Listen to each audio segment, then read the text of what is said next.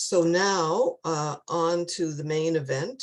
I know you're all anxious to hear from our speaker, Dr. Emily Perron, on a topic that is relevant for everyone, whether you're a nurse or not. The topic is whistleblowing by nurses, specificities and implications for safety cultures in care settings. So then a brief introduction about Dr. Perron. Emily Perron is a nurse researcher and full professor at the School of Nursing, Faculty of Health Sciences at the University of Ottawa. She's also co-president of the Nursing Observatory, which is dedicated to critical analyses of issues impacting the nursing workforce. She is especially interested in nurses' ability to raise concerns in challenging healthcare environments where unsafe, reprehensible, or illegal events may occur. She approaches whistleblowing as an organizational rather than an individual phenomenon, shifting focus to the institutional arrangements that facilitate or hinder the flow of critical information. Her critical nursing practice is grounded in institutional and community mental health and crisis intervention with marginalized and vulnerable populations. And so with that, Emily, over to you. Thank you, Pam. Thank you for having me today. I'm happy to be here to discuss how whistleblowing in healthcare, and in particular, whistleblowing by nurses differ from most other sectors, and what this means for the safety cultures that are routinely called for by various healthcare stakeholders. I'm just going to share my screen in a minute, but I want to highlight that in this presentation, I will review some of the key aspects of these specificities based on past and current research on the subject. And I will also use some empirical data from our nurse whistleblowing study that we just completed. And this will help me concretely illustrate how some of the issues I discuss play out in the real world, in nurses' worlds. People may be more aware of healthcare and nurse whistleblowing since the pandemic because of all the media stories about nurses, physicians, and others publicly exposing critical shortcomings in the way the pandemic was managed, but it's far from being a new phenomenon. Health professionals in general and nurses in particular have always blown the whistle. And one example that I like to use to illustrate what that can look like, it's an example from 30 years ago that speaks clearly to nurse whistleblowing attempts and what this implied for patient safety. I like to use that example because, first of all, it's compelling, but also because it happened here in Canada. Some of you may have read about or may remember the Winnipeg case of 1994. During those events, between March 15th and December 21st of 1994, 12 babies and children died at a major hospital in Winnipeg, Canada, while they were undergoing or shortly after having undergone cardiac surgery. And the deaths occurred at the hands of an inexperienced surgeon, Dr. Jonah Odim. Odim's surgical skills were not assessed prior to his hiring, but he had never undertaken without any supervision the complex surgical procedures he was about to perform. And throughout 1994, numerous concerns were raised about the number of errors, procedural anomalies, and the surgeon's incompetence. And complaints were lodged by nursing and medical staff. And those complaints described in detail several critical irregularities that occurred during the surgeries or after. For example, excessive bleeding, excessive cardiac bypass times, and the surgeon's obvious lack of skills, even when doing simple techniques. Complaints were made to nurses' direct supervisors, coordinators, directors, and vice presidents. And this was over the course of many months. The surgical program was briefly slowed down, but then it was restarted. And it was only following the death of the 12th child that the program was finally shut down. Parents were finally informed of what was happening, and there was an external review that was commissioned. So there was an inquest that was chaired by Judge Murray Sinclair that was instigated. His report was released in 2000. It's publicly available online if you want to dig further into the case.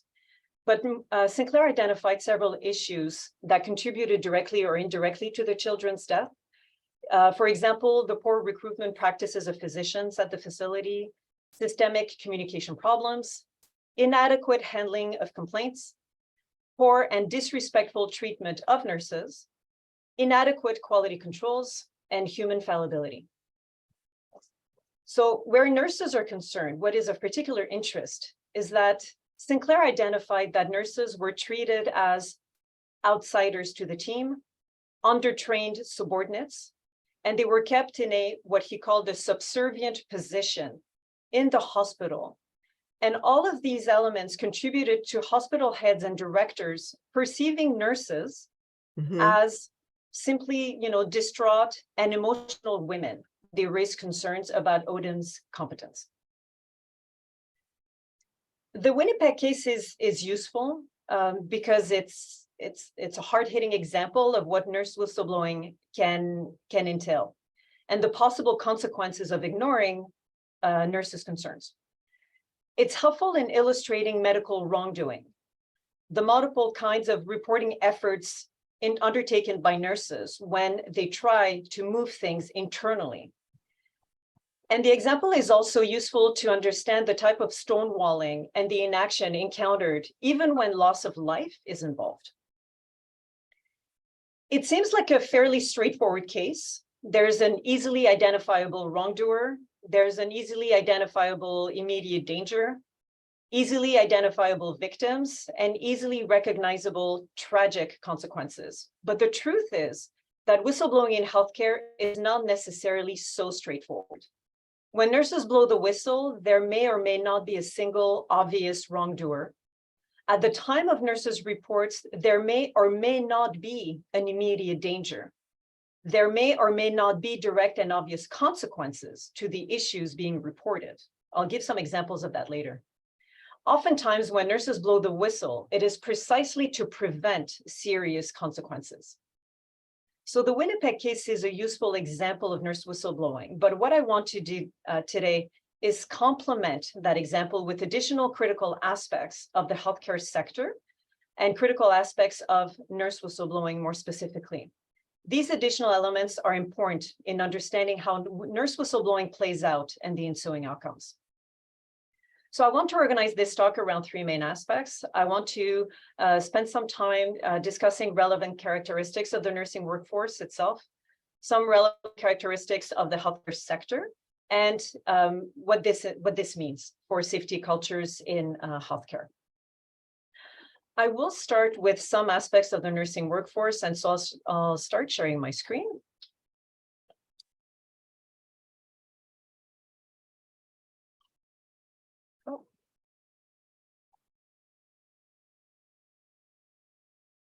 Here we go. So one of the first things that I want to highlight is that in most health systems, the nursing workforce is the largest professional body.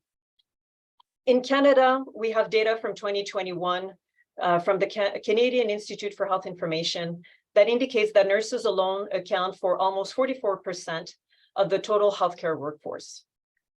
Nurses are also one of the few providers with 24-hour presence in care facilities.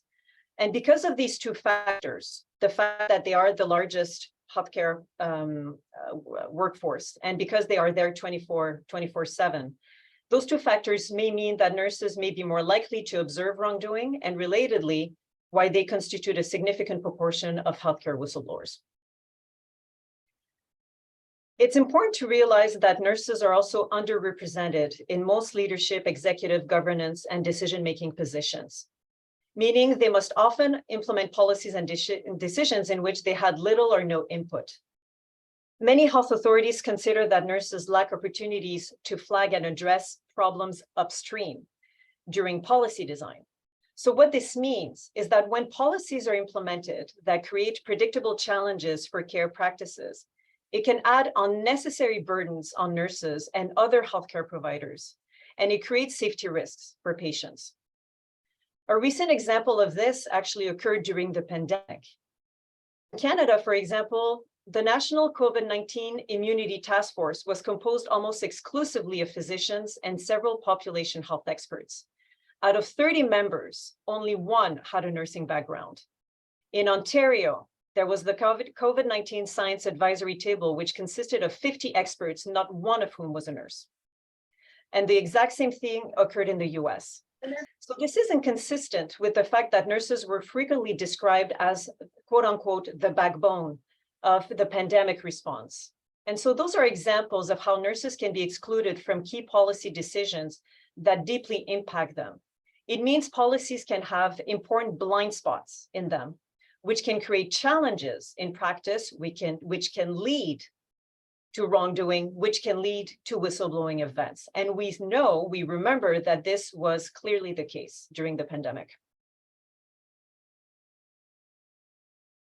The next issue is that the nursing profession continues to be predominantly female, with anywhere between 80 and 95% of its membership being women, and this depends on the jurisdiction. The gender aspect is of particular concern for two reasons. One, we know that gender bias plagues most social systems, including healthcare systems, meaning that women are less likely to be considered competent, objective, reasonable, or credible, and they are more often dismissed when they speak. Here, I want you to remember the Winnipeg case, where key administrators, all of whom were male, dismissed nurses' concerns because to them, these reports came from quote unquote emotional women, which made it acceptable to ignore them. So this is concerning when we're talking about a predominantly female profession, such as nurses, and especially when they need to convey critical information to decision makers in the organization. The second problem with the gender issue is that it's now well documented that female whistleblowers experience more severe retaliation than male whistleblowers. I want to point out that this isn't new. It's been empirically studied and documented for over 15 years. But again, this raises significant concerns for nurses, and it may impact the likelihood that they will report concerns when needed. In our own study, the gender issue did come up in that the worst retaliation was indeed reported by female participants. It also came up when some participants discussed the male advantage in the healthcare sector. And this is how one participant, a male, described gender differences in all of the settings where he worked across his long career, where he talked about working with female nurses who were really thoughtful, had bulletproof arguments, and who always had the patient's interest in mind, but they were called fucking crazy and they were called fucking crankers. And this did not happen when you're a guy. You don't get called a fucking cranker. It's different, the perception with the genders, I'm sure of it. So gender is a characteristic of the nursing workforce that needs to be seriously considered in whistleblowing research. All nurses are regulated, meaning they must adhere to professional norms and standards, and they must uphold their code of ethics in all of their professional activities. Nurses often refer to their code of ethics and their professional duties when they explain their decisions and priorities, including their decisions to blow the whistle. From a professional point of view and from a professional regulation point of view, standards and code of ethics are fundamental. But from an organizational point of view, standards and codes of ethics have actually little weight. Contrary to the duty of loyalty one owes to an employer, which is enshrined in legislation, professional and ethical standards around nurses' duty to patients are not binding for healthcare organizations, especially when they deal with nurse whistleblowers. And these standards do not protect nurse whistleblowers against retaliation or disciplinary measures. In our study, participants were often met by their superiors and human resources to be framed as problematic, insubordinate, or disloyal employees. And when nurses explained that reporting concerns was their professional duty, such justifications were entirely dismissed. So research shows that nurses tend to be loyal to their place of employment and to the patients they care for. But should these loyalties conflict with one another, nurses will tend to privilege the latter, so loyalty to patients and to the public more broadly. In our study, loyalty to patients was a recurring theme, with participants indicating they felt a stronger sense of duty and loyalty towards patients than they did towards their employers, especially after witnessing failures to address wrongdoing. When nurses lost trust in their organization, they felt even more compelled to protect patients from failures in these organizations. And loyalty to patients and the public was a key driver of their decision to blow the whistle. So when they do blow the whistle, nurses will typically attempt multiple internal channels. They will talk to colleagues at first, they will validate information, they will double check the information to make sure that their interpretations are not flawed. They will speak to their supervisor, they may talk to a union rep, and they may talk to other resources such as educators or coordinators. Nurses prefer to go internal and prefer to avoid external channels. And in particular, nurses are notoriously reluctant to speak to the media for 3 reasons. They don't have media training, they're worried about being identified, and they are frequently threatened with disciplinary action by their employers should they speak publicly about certain issues. Nurses far prefer to seek a local resolution to the problems they report. So, what kinds of problems do nurses actually report? In short, they blow the whistle out of concern for patient safety, organizational integrity, and work safety. The literature to date indicates that when nurses blow the whistle, it is to address 5 main kinds of wrongdoing, such as unlawful, abusive, or violent behaviors, concerns related to patient care and patients' rights, inappropriate nursing practice, unsafe or harmful working conditions, and inappropriate management practices. You'll notice that these concerns are linked not just to a single person, not an individual wrongdoer, but they're often connected to wider organizational and systemic issues.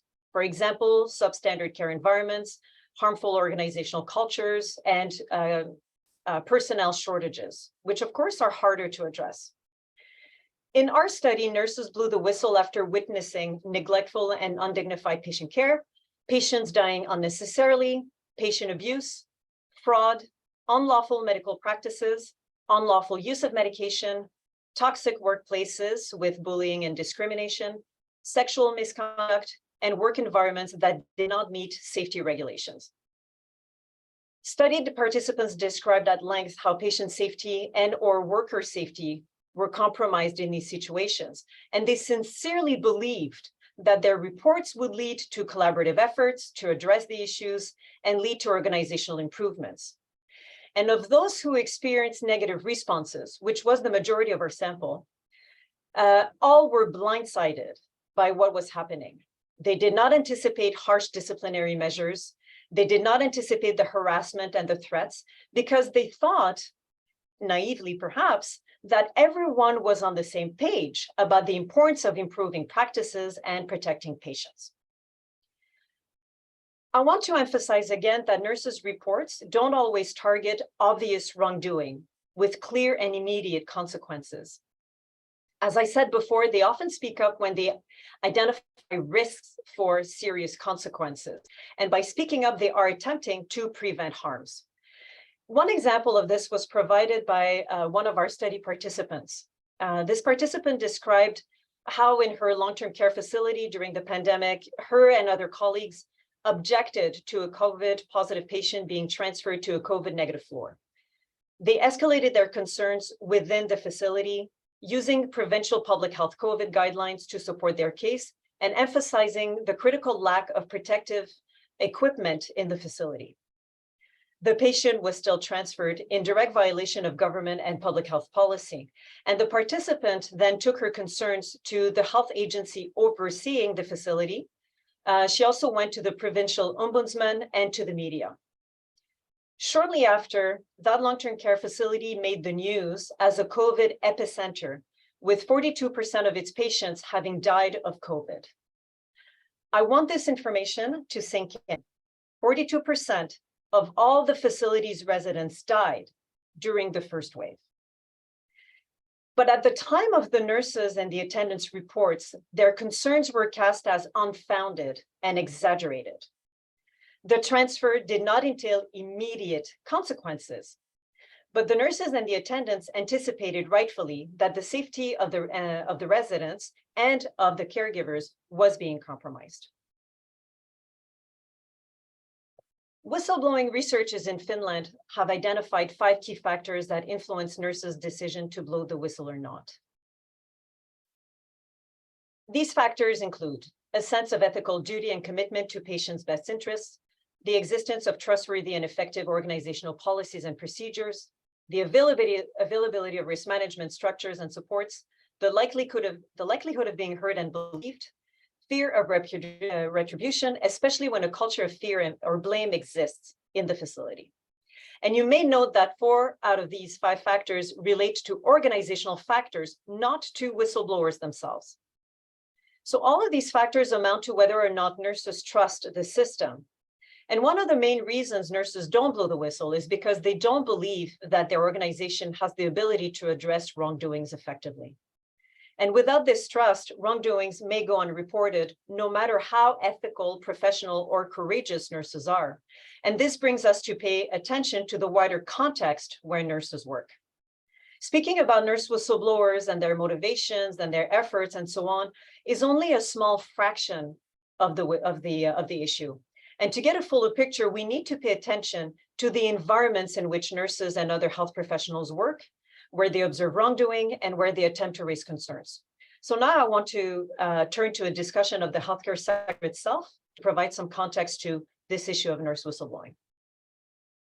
So when we talk about healthcare, especially in Canada, descriptions often revolve around how healthcare systems face many challenges and pressures because of rising costs, because of the shortage of qualified healthcare personnel, because the Canadian population is aging, and because of fast-paced technological advances. These issues do matter, but they don't really inform us about some of the deep-seated cultural characteristics of the healthcare sector. And it's important to understand these, to understand whistleblowing and the experiences of healthcare whistleblowers, such as nurses. So I want to move away from these descriptions and hopefully provide more of an insider view of the healthcare sector. Healthcare is a high-risk, high-stakes sector where unpredictability may be high. Certain decisions must be made quickly in critical moments to avoid morbidity, injury, or loss of life. So to illustrate the implications of this, the numbers vary from source to source, but in Canada, it's estimated that each year between 30,000 and 60,000 patients are harmed by or die because of medical errors and infections acquired while receiving care. Injuries and deaths rarely happen on a massive scale. They happen one by one, and they trickle in surveillance databases and statistics, and they can be very difficult, if not impossible, to link back to specific medical practices or specific organizational issues, such as toxic workplaces or understaffing. Whistleblowers therefore play a vital role in identifying and reporting events that could lead to preventable injuries or deaths when other checks and balances have proved to be insufficient. Healthcare sector relies heavily on technology, but humans still very much drive that sector. Care professionals are highly competent and trained, but workplace issues such as stress, fatigue, and interruptions can derail even the best practitioners. Human errors are a very real issue in healthcare, and sometimes it doesn't take much to provoke one. Just a quick example, if we're looking, for example, at something as seemingly trivial as interruptions in nurses' work, research shows that interruptions occur between 5 and 23 times per hour, and nearly 90% of interruptions cause negative outcomes. Similarly, risks or errors and accidents significantly increase with each patient added to a nurse's workload. So some research was done in the States with nurses on a surgical floor, that showed that every time one patient was added to a nurse's workload, risk of patient mortality increased by 7%. 2 extra patients, 14%. 3 extra patients, 21% increases in mortality risks. And this figure only speaks for mortality and does not account for other adverse events. So nurse whistleblowers reports often concern the integrity and sustainability of clinical environments. And in our study, those reports were consistently met with indifference or downright hostility. Another issue is that despite aiming for flatter organizational structures, healthcare organizations remain very hierarchical, and many maintain cultures of deference towards people in certain organizational positions, such as high-ranking administrators, or towards people from certain professional backgrounds, such as physicians, specialists in particular. And this means that differing standings exist in healthcare organizations predicated on rank and socio-professional status, which impacts who will be afforded greater credibility and influence. This impacts the likelihood of being taken seriously when someone speaks up and blows the whistle. Again, it's useful here to remember the Winnipeg case, during which nurses who reported concerns about the children's deaths were told by the heads of surgery and pediatrics that they were just nurses, not surgeons, and so it was not their place to discuss the surgeon's incompetence. In our study, the status of being just a nurse seemed to confer a disadvantage to some participants. I provide 2 examples here of how being a nurse played out when 2 participants blew the whistle on patient abuse and neglect in their respective workplaces. So you see two different experiences, but both of them point to a disadvantaged status linked to the fact that the person involved was a nurse. I'll add here that Agathe did not experience retaliation when physicians became involved in her reporting efforts. Olivia, on the other hand, experienced gaslighting, harassment, and she ultimately lost her job when she escalated her concerns to the CEO of her facility. So as much as we might like to think that hierarchical relationships are a thing of the past, they're not, and healthcare organizations remain fairly conservative in that regard. And in those hierarchies, nurses continue to be disadvantaged, a problem that has been identified and documented at length by most, if not all, health authorities in Canada and other countries. It's important to understand that the healthcare sector is also under significant pressures to deliver specific outcomes and meet specific performance targets. They're also frequently subjected to budget restrictions, and they must often restructure care services and eliminate resources and supports. And all of this creates important disruptions in clinical environments and undermines the work of care providers. One documented consequences of this is the gradual erosion of care environments and organizational cultures. This manifests in a number of ways: missed care, substandard practices, implementing workarounds that may not meet care standards, cutting corners, diminished compassion and empathy, dehumanization, authoritarian and abusive management styles, failure to act to prevent harms, strengthening of organizational codes of silence, increased tolerance towards neglectful practice, increased normalization of poor practice, or what has been called the normalization of deviance. Eroded care environments are typically the products of cultures of efficiency and cost-cutting, combined with suboptimal safety cultures. Research shows that eroded care environments are more conducive to wrongdoing and are therefore more likely to give rise to whistleblowing events. But at the same time, they also give rise to more hostile and retaliatory responses against whistleblowers, especially when authoritarian leadership and management styles are the norm. We did have participants in our study who experienced this. For example, 2 participants who worked in such eroded environments described separate yet very similar situations of blowing the whistle on widespread unlawful clinical and management practices in their workplace. And in both cases, they were met with violent verbal confrontations by their superiors, in which they were trapped in a room They were trapped in an office and they were stopped from leaving with their superior blocking their doorway with their arms and their feet while they yelled at the participants. Deviant practices become normalized for several reasons. They can be rationalized in different ways. They don't cause immediate harm. More and more people adopt them. They become entrenched in daily operations. There are clear advantages to them. For example, reduced spending or faster turnarounds. They are condoned by management and they help get the job done. This notion of getting the job done in healthcare may seem trivial, but it's actually a central aspect of poor healthcare environments.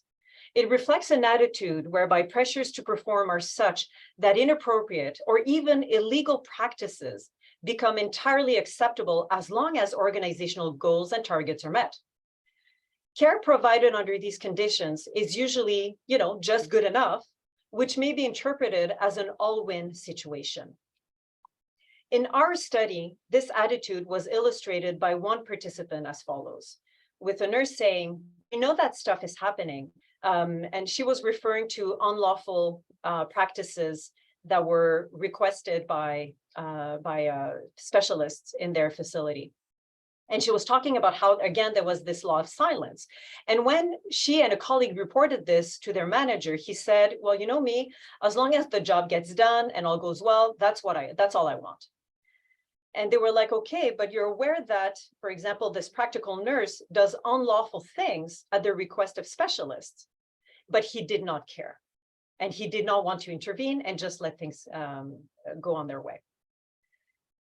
This is one of the managers, by the way, who had one of the violent confrontations that I described earlier. There is one final aspect of healthcare organizations that I wish to bring up here, and that's the way information flows, or actually doesn't flow, across different managerial levels. When frontline and middle managers report to upper management, they may focus on positive items and gloss over problems to avoid being perceived as underperforming leaders. Upper managers and executives themselves may encourage this selective sharing of information by engaging in avoidant behaviors, or even at times by rejecting bad news. Leading healthcare whistleblowing researchers in the UK, Russell Mannion, John Blenkinsop, and Hugh Davies, used the management concept of deaf effect to describe when a decision maker in healthcare does not hear, ignores, or overrules a report of bad news to continue a failing course of action, with several personal, social, and organizational factors working to sustain what they call organizational deafness in the face of poor and unsafe patient care.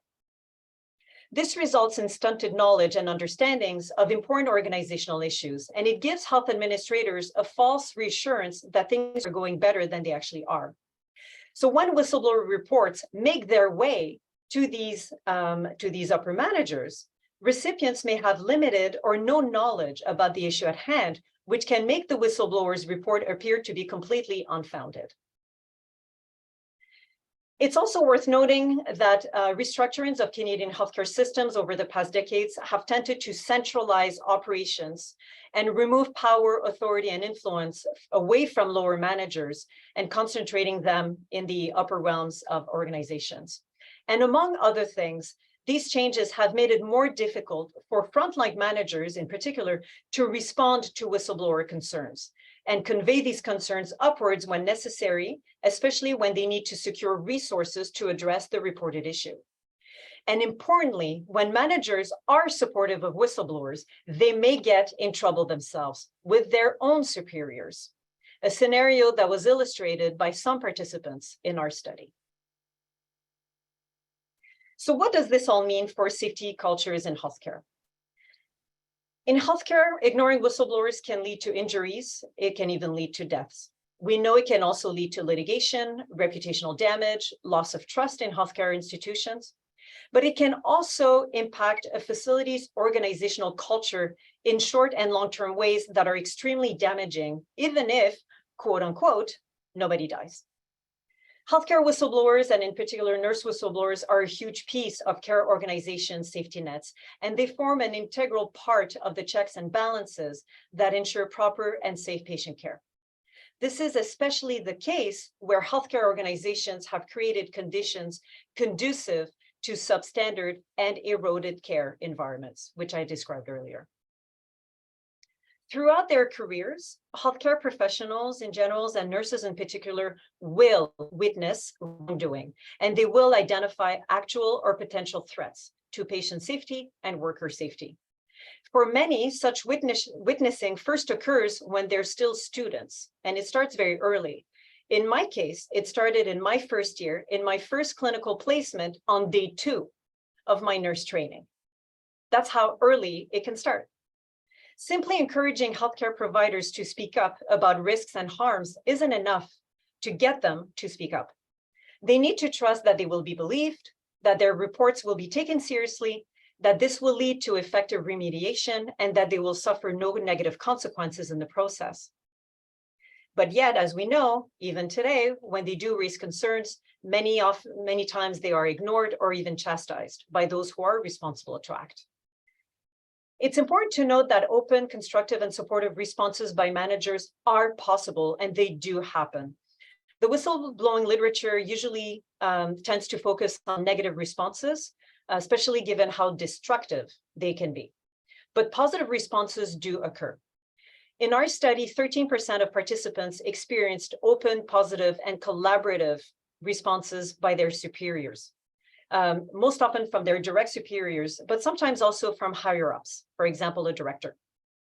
And in some cases, this led to remediation of the issue that had been raised, with one participant even playing an active role in implementing the corrective measures that were necessary with her manager's support. So those who receive a whistleblower's report may fully support the whistleblower, but this will have little effect if resistance and deafness are met further out the organization. So we need to normalize speaking up in healthcare, but just as importantly, we need to normalize positive organizational responses. And in particular, frontline managers, who are most often the first people who hear about concerns, need to be empowered to act on those concerns. Positive responses tend to come from them most often, but they often feel limited in what they can do. And as I mentioned, they can also experience dismissiveness, resistance, and hostility. The same goes, by the way, for upper managers who are also sensitive to whistleblowers' reports, because they can also be subjected to harsh retaliatory measures. The participant I quoted earlier, Olivia, who lost her job, she was an executive in her facility, and she lost her job because she was supportive of whistleblowers in her organization. So those realities work against the implementation of safety cultures in healthcare. If people who receive complaints cannot act on them, what's the point of telling care providers to speak up? Whistleblowing is not some extraordinary event separate from the functioning of healthcare organizations and completely divorced from their mission. Whistleblowing is very much part of organizational operations. Mannion and Davies argue that much thinking about whistleblowing misconstrues it as something separate from normal organizational functioning, and so misses a broader opportunity to consider voice and silence in organizational settings. Whistleblowing sits as part of a wide spectrum of formal and informal behaviors that are embedded in organizations, and it needs to be understood as normal organizational events and as indispensable to organizational integrity. So much research has focused on whistleblowers, but it's time to move to the environments within which whistleblowers need to speak up. In recent years, provinces have developed whistleblower protection legislation if they didn't already have one. And many healthcare settings have updated or redesigned their complaints mechanisms and have worked to foster speak-up cultures among their staff. But this is only partially good news. First, because in Canada, federal and provincial whistleblowing legislation is notoriously weak and ineffective. And second, because the creation of reporting channels is not sufficient on its own to create safety cultures without deep attitude transformations across organizations and at all levels of management. Research shows that managers and administrators tend to feel overconfident about the soundness and effectiveness of organizational policies and procedures. And just to illustrate this, there was a study that was conducted in the UK's National Health Service several years ago that found that 90% of upper and executive administrators thought that complaints were managed properly in their organization, compared to only 26% of the nurses who had experienced those complaints mechanisms. Administrators need to pay attention to these differences in perceptions, and they need to accept that their reading of a situation may be fundamentally flawed. This is especially so since research also shows that even when whistleblowers follow institutional policies, follow their managers' instructions, they can still experience, and they often still experience, severe retaliation and discipline. So until this is properly recognized and addressed, nurses and other care providers will not trust that organizations will safely and effectively handle their complaints. Policies are good, but they are not the be-all and end-all of safety cultures. Ultimately, the best way to avoid whistleblowing is by preventing whistleblowing. And by this, I mean not by stopping whistleblowers, which is entirely unachievable and fundamentally harmful, but by creating good, sound, safe practice environments, safe for patients, safe for workers. Environments where mistakes can be reported and learned from, where high standards of practice are promoted and protected, and where there's a culture to learn and improve. In other words, if an organization wants to avoid whistleblowing, it needs to create environments and work conditions where there is no need to blow the whistle in the first place. And if whistleblowing does occur, safe and effective processes must be in place to collect these reports, effectively investigate the matter, and implement corrective measures to stop the wrongdoing. One of the best ways to create such environments is actually to engage with whistleblowers, and in particular nurse whistleblowers, and include them in decision-making, policy design, and change initiatives. Why? Because they have firsthand experience of both experiencing wrongdoing, identifying wrongdoing, and experiencing the reporting structures within the organizations, and in particular, experiencing the failures of reporting structures. Welcoming and involving whistleblowers in this way requires a great shift in the usual thinking and in the usual dynamic in organizations, but it can bring healthcare organizations closer to meeting and perhaps even exceeding their safety goals, and to implement the kinds of safety cultures that are that keep being called for in our Canadian healthcare system. Thank you very much. Thank you, Emily. Are you going to share your screen? Yes. Great. So really, I am so, I don't know, triggered, I guess, and inspired by your talk. I really don't know where to start. I have a few questions, but I'm going to turn it over to our attendees first. Is there anybody who would like to start? Terry, if you will unmute, you have the floor. Well, I agree. Where to start? Yeah. It felt, Emily, that to summarize what you said is encapsulated in the term a doctrine of deference, which promotes abuse of power.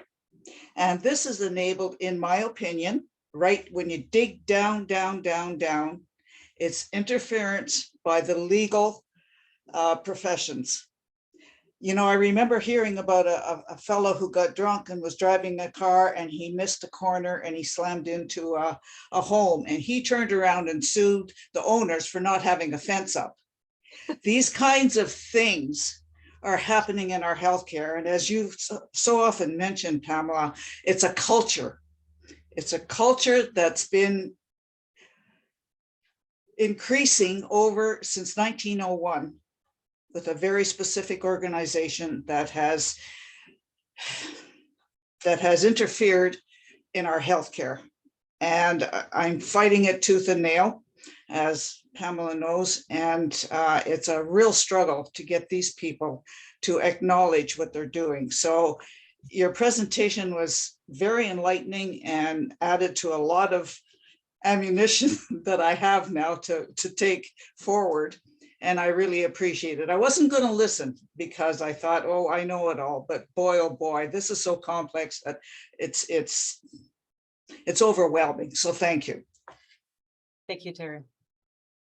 You're right. It is incredibly complex. You're right. Terry, I wonder if you would just say just a bit more about what it is you're about. People might like to hear what it is you're doing to try and change things. Well, I don't know if anybody watched the W5 report. Myself and my MP were in it, and it was based on disclosing the functions of the Canadian Medical Protective Association. And it's quite revealing, the W5 report. I have been working now since that, before that came out, and I think it was March 2019. And I'm a patient advocate, and I have a website that was developed, and it's www.cmpaawards.com. And it's incredible. We've managed to pull together a lot of information about the Canadian Medical Protective Association and their culture when it was established in 1901, and it's just taken off since the 80s. Many lawyers have tried to do something about it. Many doctors have tried to do something about it. They can't do anything about it. It's just, there's an abuse of power there, which fits right in with what you've been saying this morning. And yeah, there's it's overwhelming. I get tongue-tied because there's just so much to share, and yet I have to be careful of pushback. Although, Pamela, like you, I'm retired. I'm not going to lose my job. I keep expecting them to come after me, and they haven't. I'm astounded. But what can they do? Thank you, Terry. Now that you've perked everybody's curiosity, I'm sure they'll go and look at your website. And thank you very much for your advocacy on behalf of medically harmed patients. Is there anybody else? I see something in the chat.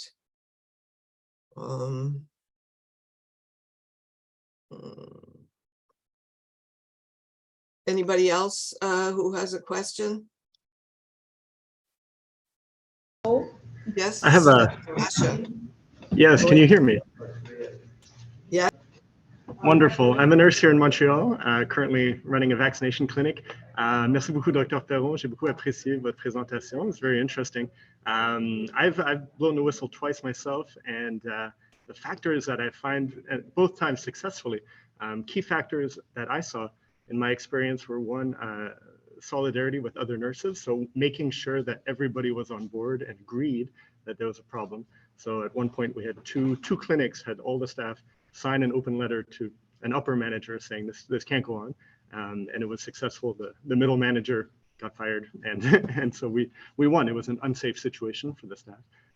But building that kind of solidarity, which is in part also a class solidarity, takes time, and it takes relationship building, and it involves a lot of trust, and you have to overcome certain barriers. And the other thing that I found to be helpful is just talking about it. When I'm asked to guest lecture now, which I do time and again, I always talk about how to blow the whistle, when you should, best practices. People don't even know that it's something that can be done, and they wouldn't know where to start if they wanted to. So I think if there's a way, Dr. Perron, to develop a mini curriculum that could be integrated perhaps in one of the ethics courses that's given usually in nursing school, I think a half day on how and when and why to blow a whistle would be very helpful. I guess I didn't really have a question, but I wonder if you're developing something like that, because it would be a great use. Actually, it's one of the things that we're working on, actually, to try to adapt some of these best practices to the nursing context, because some things need to be adapted to the nursing workforce. But I agree, nurses usually don't know where to start, and some of them are actually very afraid and have had previous negative experiences or have seen their colleagues being treated extremely badly for raising very legitimate concerns. So I would suggest, please get in touch with me by email. I'm very easy to find on the web. Do get in touch with me about that. We can keep that conversation going, because I'd like to hear more about some of the things that you observed in your setting. But you're right that there can be some protective factors for whistleblowers. In our case, like I said, perhaps being a male was potentially a protective factor for some whistleblowers. It doesn't mean that male whistleblowers didn't experience retaliation. They did, but it was often less harsh than what females experienced. In terms of other protective factors, when nurses were already connected with the media, this seemed to help them and seemed to protect them, because perhaps because it was assumed that if nurses experienced retaliation, they would continue exposing this response to the media, which might embarrass the facility. So maybe that might explain why some of those nurses did not experience retaliation when they spoke with the media. Nurses who had little attachment to the facility, by that I mean who could easily move jobs, who could easily quit their jobs and go somewhere else, seem to get out of their whistleblowing experiences with fewer damages than those who were deeply attached and actually deeply dependent on their jobs. And we have to consider, again, this is not one of the characteristics that I mentioned earlier, but it is true of the nursing profession.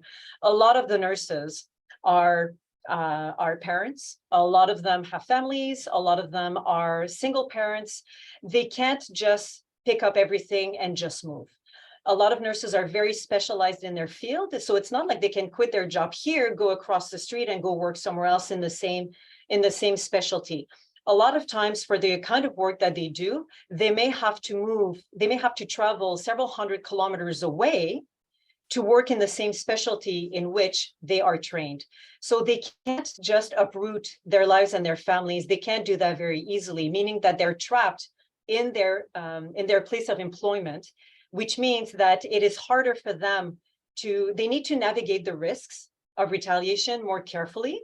And they may need to, as one nurse said, knuckle under when things get too rough, because they ultimately need that job.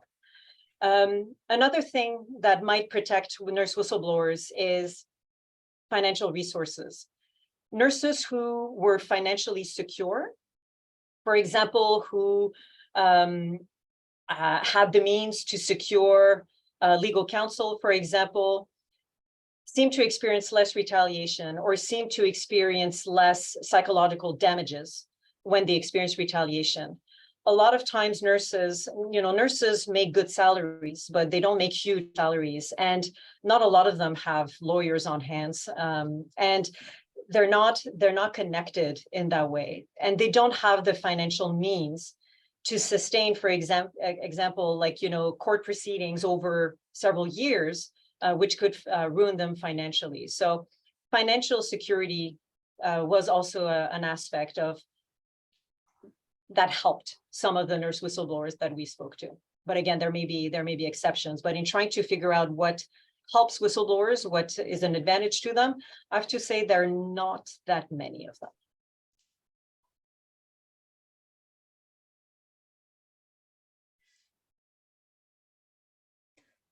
Your mic isn't on, Pamela.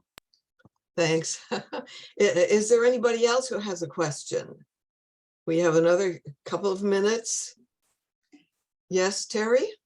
If I can just ask this question, and it may be outside your realm, but in my opinion, I think no-fault health compensation would do a lot to alleviate some of this blame and shame that happens. Is that within your realm of investigation, or has there ever been any consideration by the nurses to support something like that? This is not something that we have considered yet, or that we have looked into. Actually, if you have any, and it's not it wasn't part of our initial research program when we started our work on whistleblowing, looking at some of those compensation mechanisms. And I'd be more than happy to keep that, continue that discussion with you. But at this stage, it's not something that we were on our way to research further. Next steps in our research program was to now turn our attention to managers themselves, and to understand their own experiences.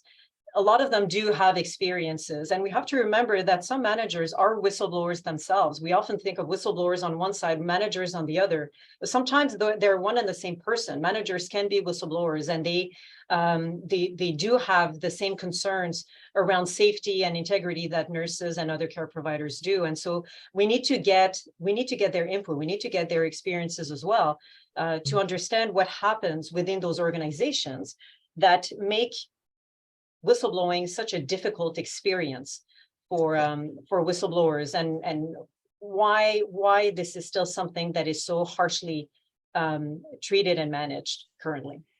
Well, I'll just give you one brief statistic. Terry, I'm sorry, it's 1 o'clock. If people would like to stay for another few minutes, I'm certainly open. Are you open to that, Emily? Yep. All right, go ahead, Terry.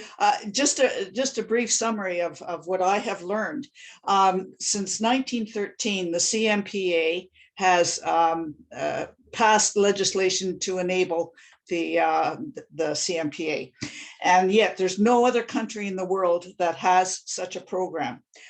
But in 1974, New Zealand started having no-fault healthcare compensation, and since then, over 9 countries have followed that same suit.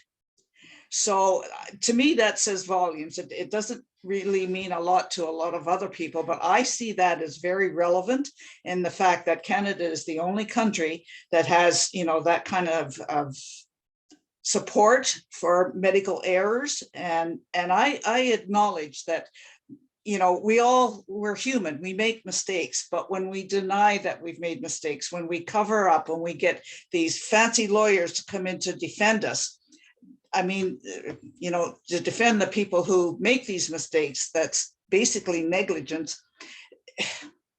I think that says volumes.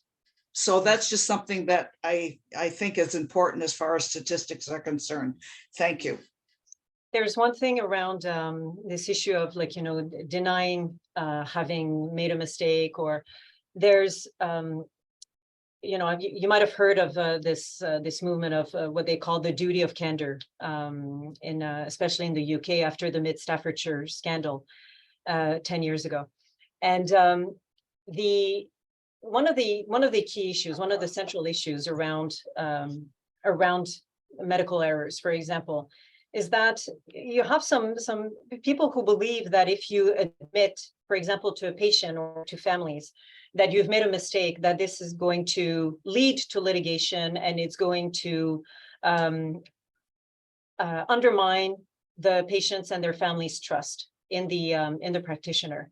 And research shows that that's actually unfounded. When you are candid about a mistake that you've made, when you own up to it, and when you say how it's been fixed, how it's been identified, how it's been fixed, and how it's going to be prevented in the future, patients and families tend to be very content with that. They appreciate the apology, and they appreciate the lesson learned. So the fear of litigation around the admission of error is actually not founded at all. And it keeps maintaining these cultures of secrecy and denial in healthcare settings when it's the exact opposite that we should be doing. I can understand why coming forward and saying I've made a mistake, I can understand to some extent why it may seem counterintuitive, but the evidence is there to support it, and to show how it actually improves transparency and safety cultures. It improves work environments, and it improves patients' trust in the system. And all of these things are all things that we want as healthcare providers and as healthcare leaders. That's what we want. So why do we keep denying these realities and sticking to unfounded beliefs? And after that W5 report, I can't believe the number of people who've contacted me, like close to 100. And all of them have said, I don't want money. I just don't want this to happen to somebody else. And therefore I want it fixed. And yet Yes. the nonsense continues. Yes, Yeah. that's most often that's what they say. We don't have a, it's not a, we're not the same as the US where, you know, we have, you know, litigation lawyers popping on every corner. Like there isn't that Yeah. culture in Canada. No. I think it is increasing, but I mean, I don't think that we're there. And I think that people at the end of the day, they don't care for money. They don't care to go to court. They don't care to sue. They don't have time for that. They don't have the energy for that, but they do want the assurance that lessons were learned and that Yes. no one will go through the same hardships that they did. Yes. Yes. Well, thank you. I have a whole bunch of questions I want to ask, but we'll be here for the rest of the day. So I was particularly triggered by your just a nurse comment. I had a similar experience that is really mind-boggling. So when I was told that I was just a nurse, I was just a nurse who had 2 extra degrees on top of her nursing degree. One was political science and the other was graduate studies in conflict resolution and so on. And I had proposed, made a formal proposal for the hospital that I was working in to implement, and I even described how they could do it, an integrated conflict management system in the interest of all of those things you were talking about, improving cultures, improving patient care, all well researched, you know, from my new knowledge, from my new degree. And when I wasn't getting any response, the director finally took me aside for a coffee and he said, look, Pam, he said, I'm sorry to say, but they don't take you seriously because you're just a nurse. So on that, on that night, I just can't thank you enough, Emily, and I hope you're open to discussing more. I really want to talk about, you know, just exchanging information on how cultures can be changed. And because it is hugely important. It's not just healthcare. This is happening everywhere and in all professions. I've got accountants who are calling me lawyers. You know, there are these blueprints for raising issues where you go up the line and nothing happens. You're pushed back. It's, you know, pass the buck. And the professional associations don't work. They don't help. You know, we need to have maybe another webinar on how to change cultures. So that's for another day. And I want to thank everybody for participating. And just quickly, I'd like to mention the upcoming webinar in April, May. Just towards the end of May, I'll post the date soon, but this is an interesting one as well. It's called Achieving Social Justice for South African Whistleblowers, Protection and Support. And the interesting thing here is what's happening in South Africa. One of the things you'll learn about is the experience of South African state capture whistleblowers. And that's a concept that we all need to learn a whole lot more about because it really could happen here. So stay tuned for more. It'll be posted on our website soon. And once again, thank you to everybody for attending. If you have any afterthoughts, don't hesitate to get in touch. Thank you, Emily. Thank you. Bye-bye.